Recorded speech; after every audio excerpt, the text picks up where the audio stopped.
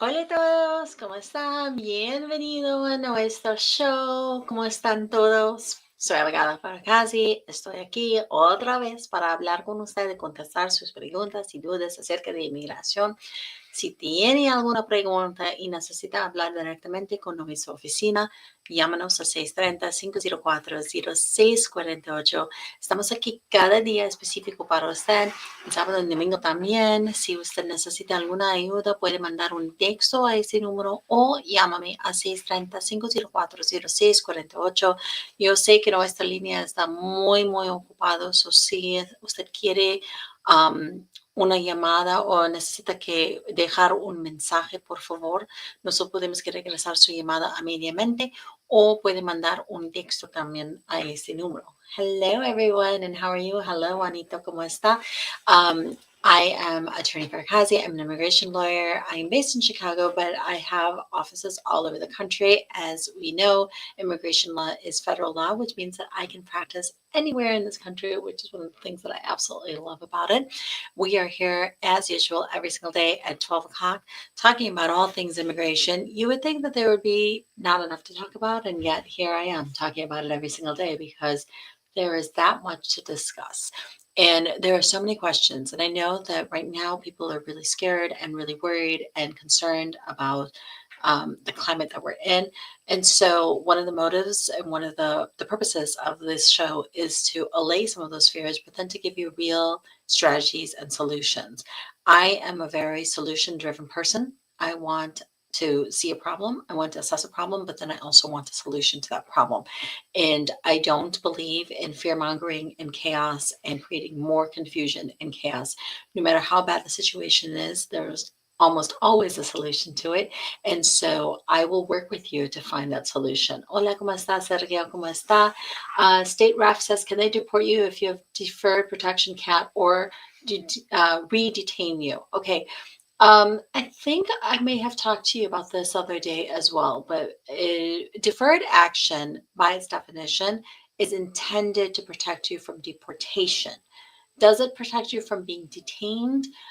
Not necessarily, only because ICE has their own kind of agency and their own ways of dealing with things. And so they may question you or may attempt to detain you, for example, but you should always have proof of your deferred action with you. And you should have proof that you have been here for more than 2 years, because right now, that 2 year rule is essentially what is allowing them to do expedited removals, which means to have people deported quickly. So if you do have CAT or if you do have deferred action, one of the ways that you could avoid deportation is to keep all of your paperwork together, but also immediately contact an attorney so that we can fight for you in court in a bond hearing and allow the judge to understand that because you have a deferred action, that is protection from deportation. So you should not be deported. State rep, should I get an attorney because I have to go visit my ICE officer? That, generally speaking, you could ask an attorney to accompany you to an ICE check-in. A lot of times attorneys don't do that, but you can certainly ask to have somebody go in for a check-in if you are worried about that. Another thing that you could potentially do is actually have your attorney petition to have those ICE check-ins be done via phone, if that's at all possible. And before, not necessarily under this administration, but before, I have been able to do that for my clients as well.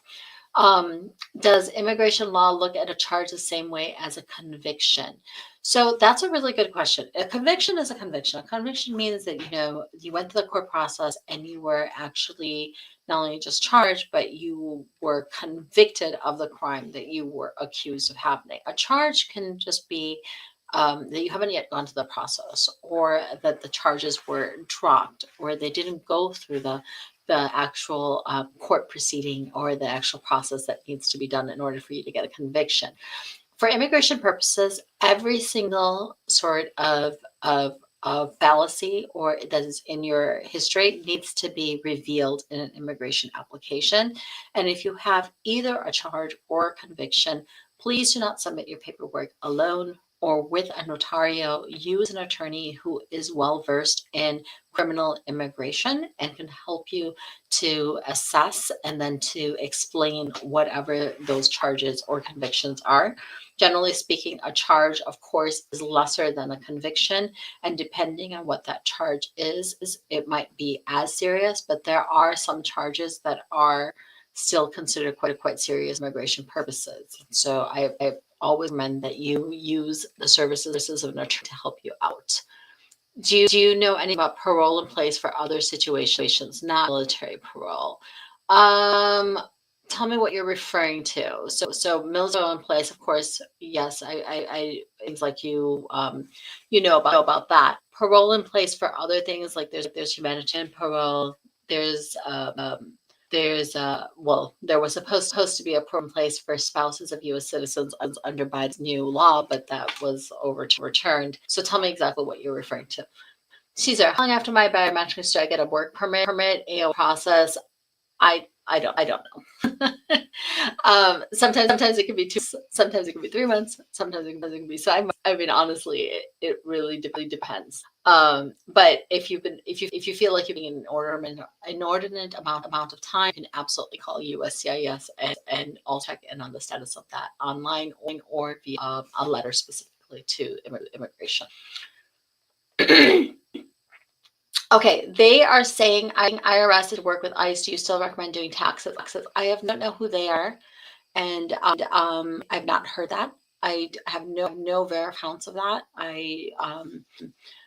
All day long, I'm in meetings with other attorneys and with other departments and with government departments, and as well as going to court and talking to judges and all. And usually I pay attention to that evidence and that conversation more than somebody just saying, hey, this or that. Also, I would caution you to be careful about what you're. I know that we're on social media now, but I would caution you not to listen to a lot of the fear mongering that is on social media, because it really doesn't serve the purpose that you need in order for you to be able to triumph in this time. And so, if you are concerned if the IRS is working with ICE, I say one way or another that no, absolutely they're not, or yes, absolutely they are working. I have not heard that they are working with ICE. My gut tells me that they still want to get paid, and they want you to pay their taxes, pay the tax. So they probably will not make that more cumbersome for you to do. If you are using an ITIN, for example, and you are hesitant of taxes, I would contact your attorney so they review your situation and give appropriate advice. But we would never advise to pay your taxes. Of course, you should be paying your taxes, and you should also be adhering to whatever the rules are within our country regarding salary and payment and pay stubs and all that fun stuff. Louise is waiting for 30 months for I-45 485 for USC as what normal. I believe right now they said that the process is about 37 months. So I think probably normal. Don't quote me on that. I'd have to double, but I think that's what I checked recently. Let's see. Hola, ¿cómo están? Las personas que están aquí quieren hablar en español, por favor, déjame un video ahorita. Yo puedo hablar con usted mente. Y si usted necesita información, puede hablar usualmente. Las preguntas que están en inglés, pero también preguntas que están en Facebook están en español. So podría hablar en los dos. Let's see. Is the I-31 form number? I can't reach. I'm so sorry. Let's see. I'm married to him and filed last year. Still have back from USCIS. Should I know? That's usually pretty normal. But by her back, does that mean that you didn't get a receipt? Because if you didn't get a receipt notice, then you should absolutely find out what's going on, because you should get a receipt within 2 months, maybe 3 months after you've submitted. Do you ever fix my legal status here? Yes. Give me a call and let's talk about it. My answer is yes to those type of questions. I will. I don't believe I don't believe in the impossible. I don't know. I will exhaust every option. I will let you know if there's something that we absolutely do. But generally speaking, I start with it. Okay. I was invited to a country where Trump is not president and could invite. Let me know what country that is, and where. Let's see. The IRS and ICE working together was in the news. Yes, I am aware that it was in the news. And the news thing is that I have not seen any converts of anything happening with clients being picked up because of that. Elizabeth, how does an expedite request work and apply an I-130 relative petition? The petition's very free to expedite an I-130 relative, but you could do it based on humanitarian reasons, family emergency or medical emergency, or death, or long-term, like an illness of some sort. But if you're worried about that, of course, contact your attorney to see if you qualify. There's no harm in really asking for an expedite request, so I don't see any concern in that. But just understand that they're not always granted. Let's see. After a 601A approval, how long does it take for a consular appointment from the country? That is the million-dollar question, right? Because right now, first of all, it depends on what consulate you're talking about. But second, it really varies. For example, we just had a 601A approval, and we've been waiting about 1 year to get that appointment for the consulate, and we have not heard back yet. But then sometimes people only wait a few months. So kind of hard for me to tell you, but if it's for Ciudad Juarez, for example, that does take a little bit longer. Okay, Ivan, for green card renewal purposes, does disturbing the peace conviction affect that? Well, remember that for green card applications and for citizenship applications, they look at the last 5 years. So if this has happened in the last 5 years, then we'll address it and we'll talk about it. I wish you were in California. I do too, but do remember that I will be coming to California. Stay tuned for that notice. I will be coming to Southern California, to Irvine specifically. I don't think we finalized the dates, but we are opening it up pretty soon for consults in in April. So stay tuned for that if you would like to meet with me personally. But of course, you can also do a video call. Okay. Is it a requirement to have my husband's last name on my driver's license when filing for a green card? No, not necessarily, but you do have to establish a relationship with him if your green card is based on marriage. Okay. So the topic of this conversation was, do you want a work permit? And a lot of people are always asking me about work permits and how to get them. So that's why I wanted to talk to you about this. I'm going to switch over to Spanish really quickly. So el tópico de esta conversación es quiere su permiso de trabajo, porque todas las personas quieren algún papel, algún permiso, y específico un permiso de trabajo para trabajar aquí legalmente y para pagar sus impuestos y para ganar más dinero. Y la respuesta de eso es sí, usted puede recibir su permiso de trabajo cuando usted califica por otras soluciones inmigrantes.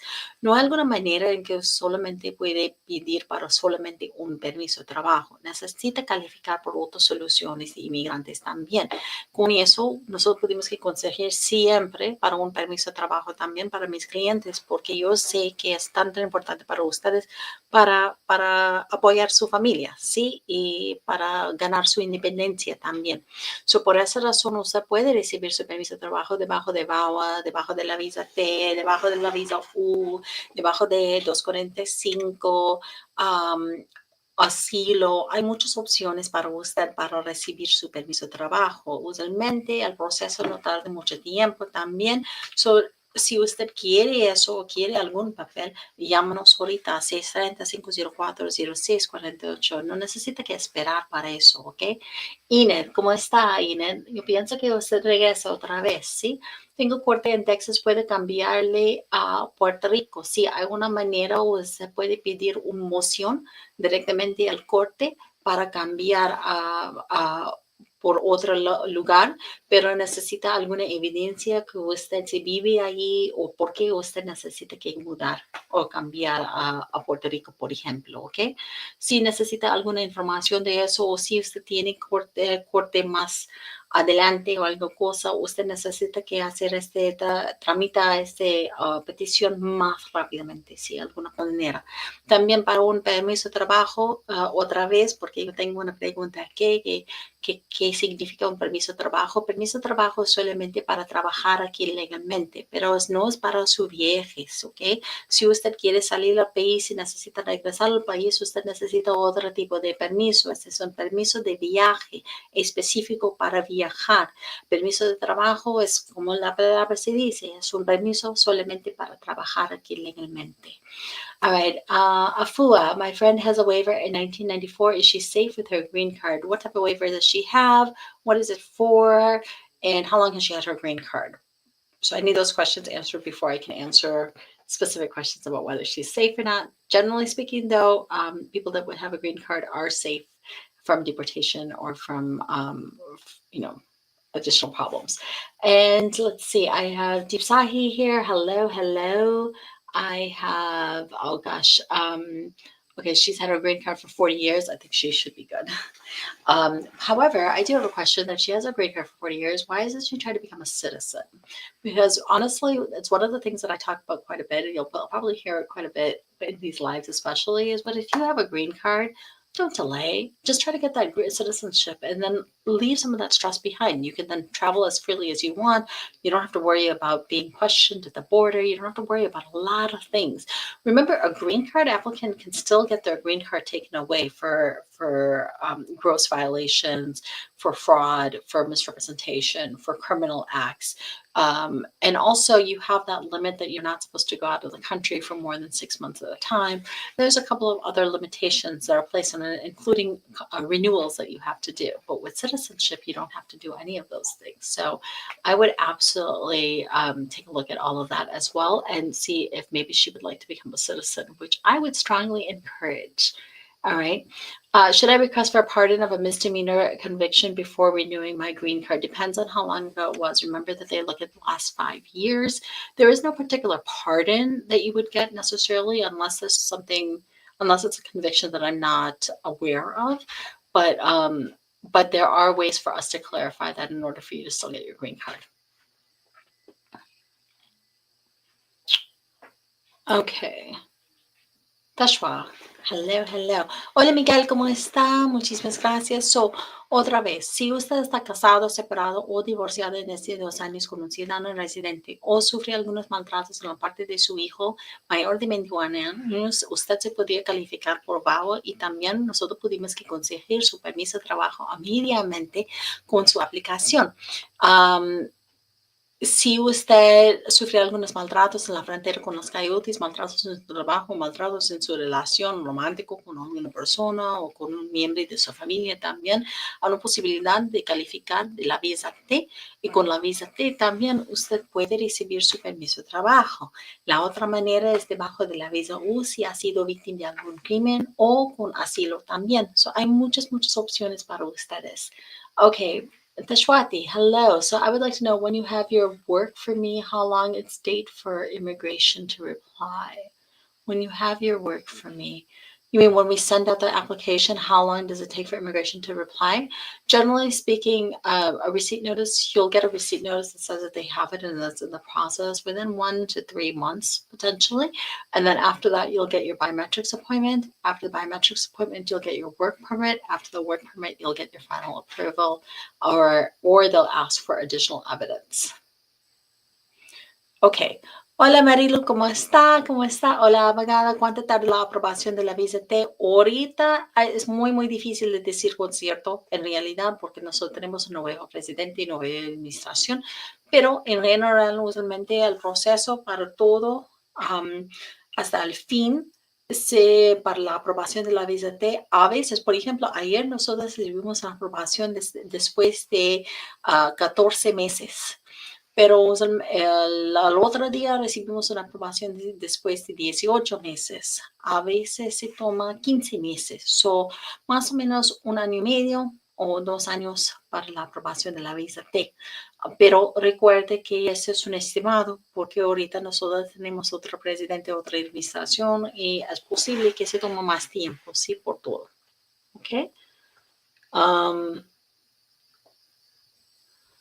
¿Tiene otra pregunta? ¿Alguna persona tiene duda? ¿Tiene alguna pregunta? ¿Cómo podría ayudarle en alguna manera?